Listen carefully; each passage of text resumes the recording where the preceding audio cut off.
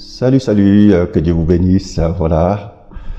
Une nouvelle journée que le Seigneur nous a donnée. Je vais faire mon petit café, hein, donc permettez-moi, hop là. En tout cas, il y a une pensée que le Seigneur me donnait, une pensée qu'il veut que je puisse te partager ce matin. C'est une pensée qui se trouve être dans le livre de 1 Corinthiens, chapitre 15, je crois, verset 33, si je ne me trompe pas. Où il dit... Oh, c'est merveilleux ce passage lorsque j'étais en train de le méditer. Il dit, ne vous y trompez pas. Les mauvaises compagnies corrompent les bonnes mœurs. Attendez, je vais laisser commencer pendant que je parle. Les mauvaises compagnies corrompent les bonnes mœurs. Ne vous y trompez pas. Les mauvaises compagnies corrompent les bonnes mœurs. Ce que je vais te partager aujourd'hui, il y a certaines choses qui sont bloquées dans ta vie.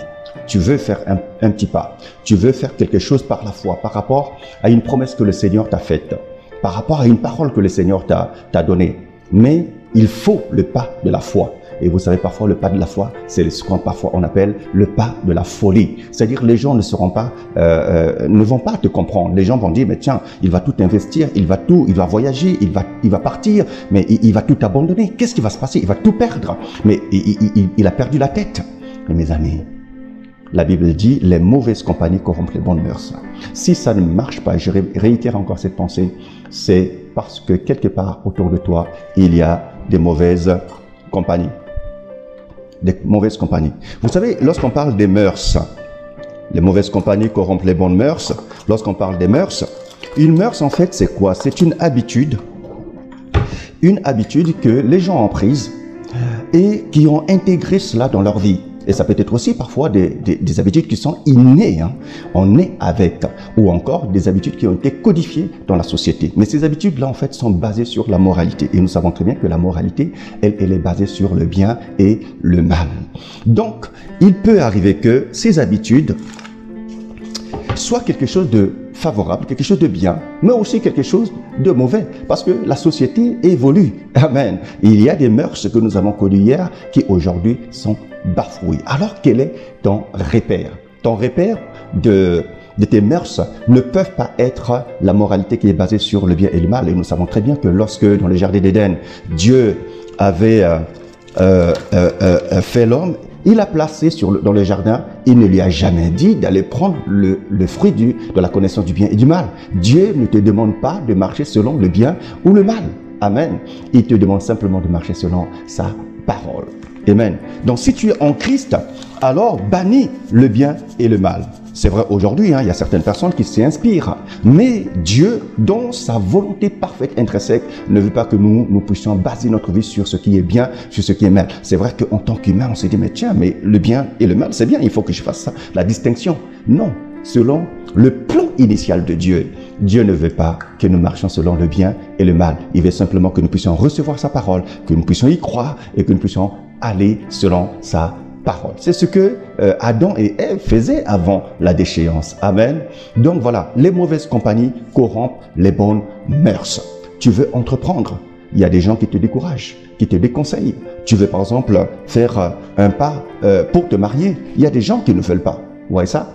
Il y a tellement de choses qui te contraignent et tu as peur. Tu as peur de ce que les gens vont dire. Tu as peur de ce que tes parents vont dire. Tu as peur de ce que tes entrepreneurs, tes responsables hiérarchiques au travail vont dire. À un certain moment, il faut que tu puisses avoir le courage qu'avait Gédéon. Le courage qu'avait Gédéon pour dire à certaines personnes qui inspirent la peur, qui sont dubitatives, qui sont sceptiques. Alors ces personnes-là, restez chez vous. Vous connaissez l'histoire de Gédéon. Hein? Gédéon, Dieu lui a dit, Gédéon, va combattre, je vais te donner la victoire. Qu'est-ce qu'il a fait? Gédéon a mobilisé des milliers de personnes, plus de 30 000 personnes. Amen. Mais alors qu'il partait, Dieu lui dit, Gédéon, ça ne marche pas comme ça. Les gens qui ont peur, il faut leur dire, restez chez vous. Les gens qui se disent également, ah maintenant j'ai laissé mon travail, dis-leur, restez chez vous. Les gens qui priorisent telle chose, dis-leur, restez chez vous. Alléluia. Et c'est ce que Gédéon a fait. Et ils ne sont restés que 300, mes amis. De 32 000 qu'ils étaient, ils sont restés 300 personnes, 300 hommes.